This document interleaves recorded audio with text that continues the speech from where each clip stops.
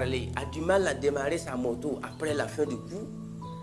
Il vient souvent lundi en voiture, mardi il vient en moto. Souvent il prend une semaine, mais on dit pourquoi, il dit qu'il fait économie, alors qu'il est professeur d'économie. Un professeur d'économie qui économise. Et combien même d'enseignants en économie nous avons ici, en Afrique, qui ont du mal à faire fonctionner un business.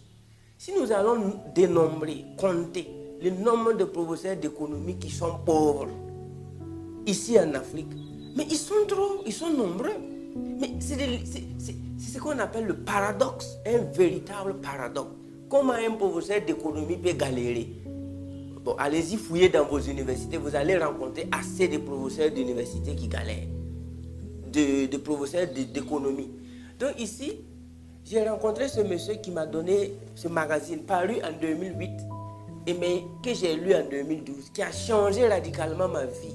Et j'ai quitté l'école l'année même qui a suivi, parce qu'en 2014, je n'ai rien fait à l'école. Parce que quand j'ai fini de lire les livres, c'était un électrochoc.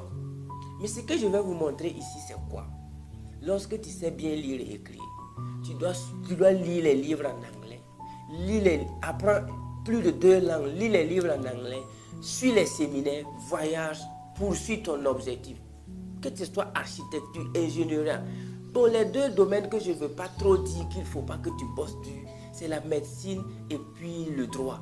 Là aussi, il faut aller dans un vrai grand pays où tu payes beaucoup d'argent pour apprendre la médecine. Sinon, à la fin de tes études, tu es docteur, mais personne ne veut te confier son chien qu'il a payé à 500 000.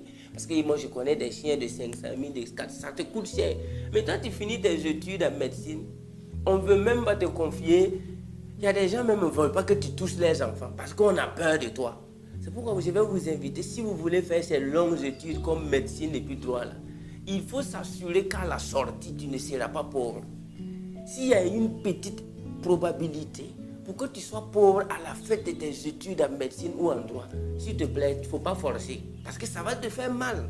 Quand tu vas voir des camarades qui ont quitté l'école tôt, quand tu vas voir des camarades qui n'ont même pas bossé comme toi, qui roulent avec des V8 et des Prado, ça va te faire mal. Tu ne pourras pas supporter. C'est pourquoi il faut tout faire. Le seul lieu où tu ne dois pas galérer, c'est dans la médecine et puis le droit, parce que ça prend du temps. Donc ici, dans ce magazine qui a changé ma vie, moi je vais vous montrer quelque chose. J'insiste sur le temps en Afrique. Nous les jeunes Africains, on ne sait pas utiliser notre temps.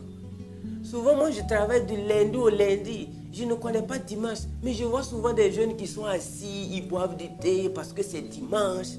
Je vois souvent des jeunes qui sont assis du matin jusqu'au soir en train de causer. Souvent, je pense que c'est des Saoudiens. C'est leurs potes qui me font souvent. Je dis, mais ce sont des dignes, ce sont des héritiers.